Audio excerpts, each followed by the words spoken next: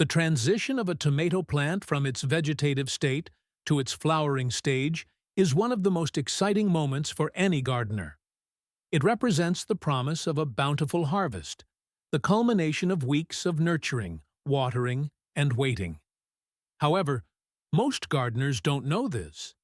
This exact moment of beauty is also when the plant is at its most vulnerable. As those delicate yellow blossoms begin to emerge, the tomato plant undergoes a massive hormonal and physiological shift.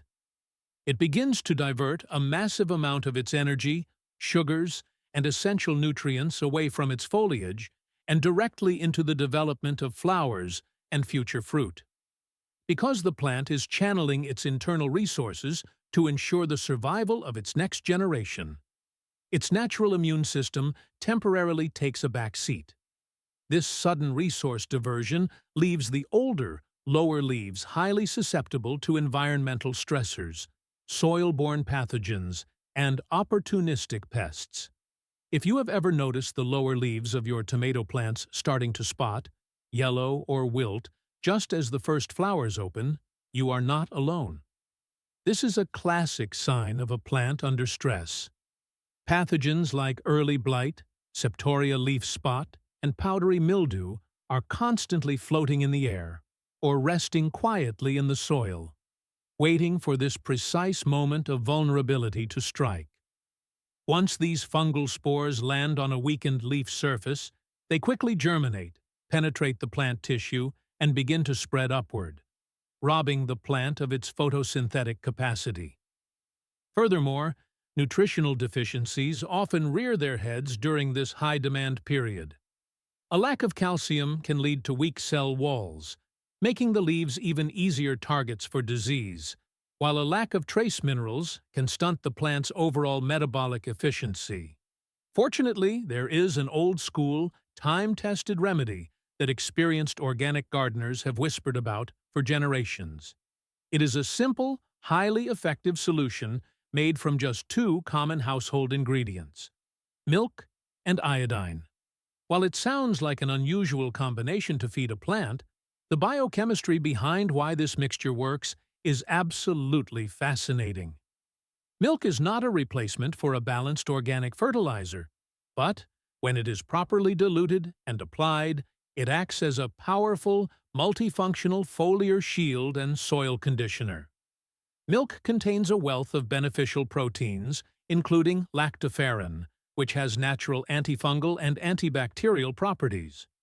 Additionally, the calcium present in milk is readily absorbed through the leaf stomata, helping to strengthen the plant's cellular structure from the inside out. Iodine, on the other hand, serves a very different but equally vital purpose. In the gardening world, iodine is used in extremely small amounts as a supportive antiseptic measure. It is a powerful trace element that helps sanitize the leaf surface, making it highly inhospitable for fungal spores and harmful bacteria. But here is where the real secret begins. Iodine also acts as a mild systemic trigger for the plant.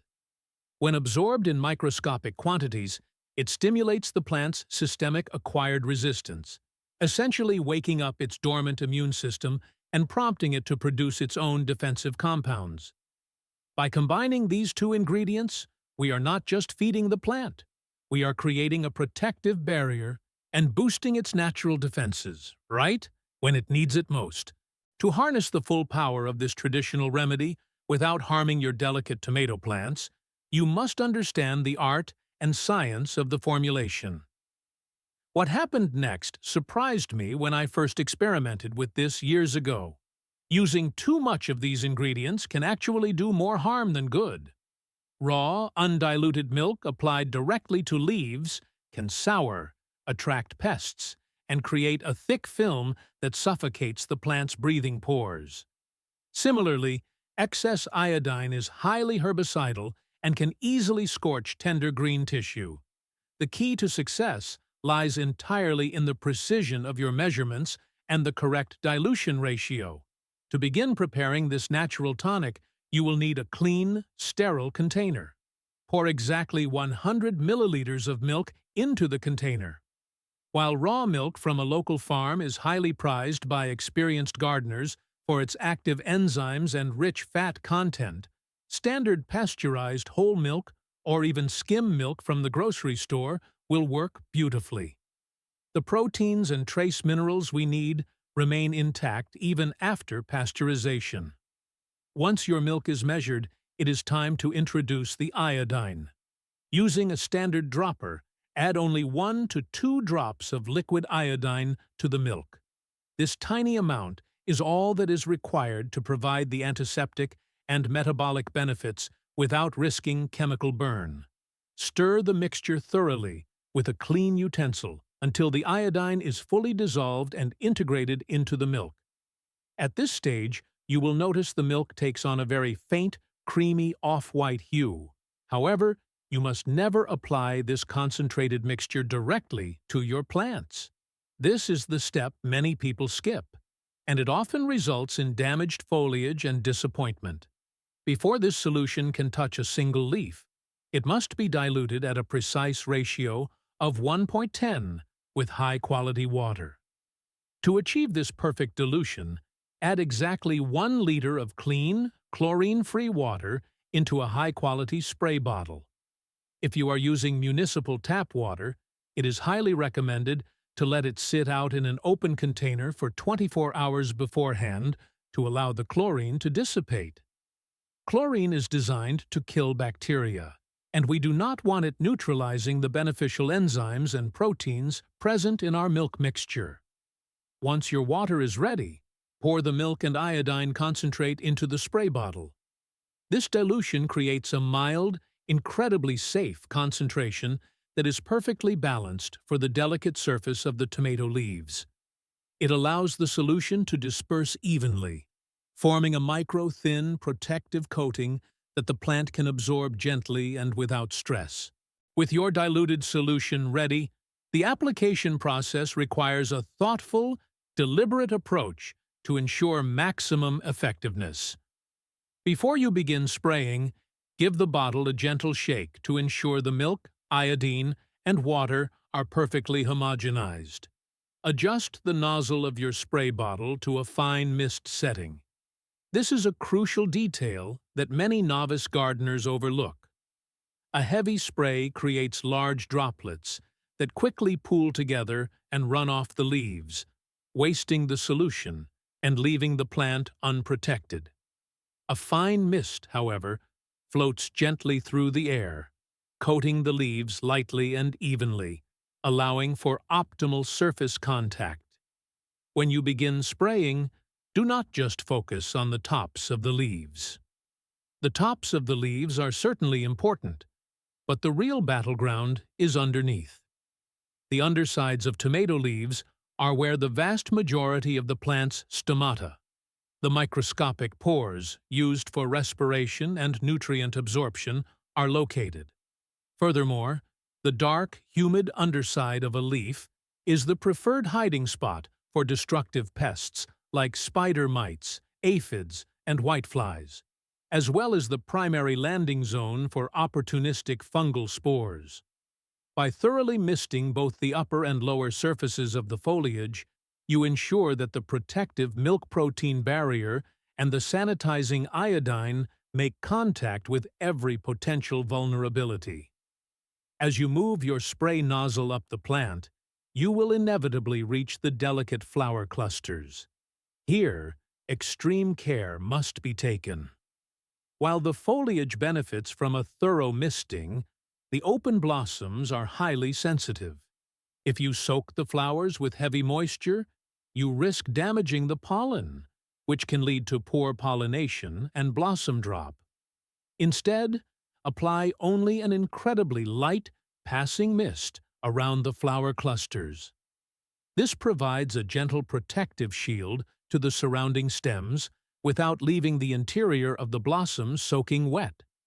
Each mature tomato plant only needs about 100 to 150 milliliters of this diluted solution per application to achieve complete, effective coverage. But we are not stopping at the leaves. To truly support a flowering tomato plant, we must also look at what is happening underground. The root system of a flowering tomato plant is working overtime to draw up water and minerals to support the developing fruit. By applying a portion of this milk and iodine solution to the soil, we can feed the beneficial soil microbes and strengthen the root zone. Before applying the liquid, take a moment to clear away any weeds competing for nutrients around the base of the plant. Gently loosen the top layer of soil using a hand cultivator. This simple act of aeration breaks up any compacted crust, allowing the solution to penetrate deeply and directly into the active root zone rather than running off the surface. Once the soil is loosened, make a small, shallow trench about 10 to 15 centimeters or 4 to 6 inches away from the base of the plant. This specific distance is incredibly important because it aligns perfectly with the drip line of the plant, which is where the highly active young feeder roots are concentrated. These fine, thread-like roots are the primary straw through which the tomato draws its water and nutrients. Before pouring the solution into this trench, there is one final, expert-level preparation step. Water the area thoroughly with a layer of clean, pure water first. Pre-moistening the soil ensures that the delicate feeder roots do not experience osmotic shock when they come into contact with the nutrient solution, and it allows the soil to distribute the mixture much more evenly. After pre-watering, pour the remaining diluted milk and iodine solution directly into the trench. The soil biology will immediately go to work, breaking down the organic compounds in the milk and making the calcium and trace minerals available to the roots over the coming days. The results became visible just days later, and what happened next surprised me during my very first trial. Within 48 hours, the leaves of the treated tomato plants took on a subtle, healthy glossiness. This sheen is the physical manifestation of the dried milk proteins, which form a microscopic, physical barrier that prevents fungal spores from finding a foothold on the leaf tissue. By the end of the first week, you can expect to see a noticeable deepening of the green color in the foliage. This rich, dark green hue indicates an increase in chlorophyll production, stimulated by the trace micronutrients and the systemic boost provided by the iodine. The stems of the plants will begin to feel sturdier, and those delicate yellow blossoms will remain firmly attached to their stems, setting fruit with incredible efficiency.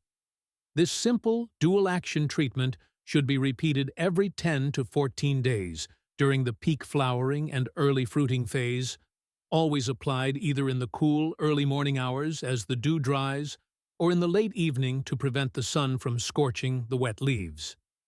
It is important to remember that while this milk and iodine solution is an incredibly powerful, cost-effective tool, it is not a magic wand that can replace fundamental plant care. It must be utilized as a supportive therapy, alongside a consistent watering schedule, proper spacing for airflow, and a robust organic fertilization plan. By observing your plants closely, responding to their subtle cues, and treating them with this time-honored remedy, you can protect your garden from the inside out. If you found these practical, time-tested gardening insights valuable, please consider liking this video, subscribing to the channel for more hands-on agricultural wisdom, and leaving a comment below sharing your own favorite heirloom gardening secrets. Happy gardening, and may your backyard harvest be the most abundant one yet.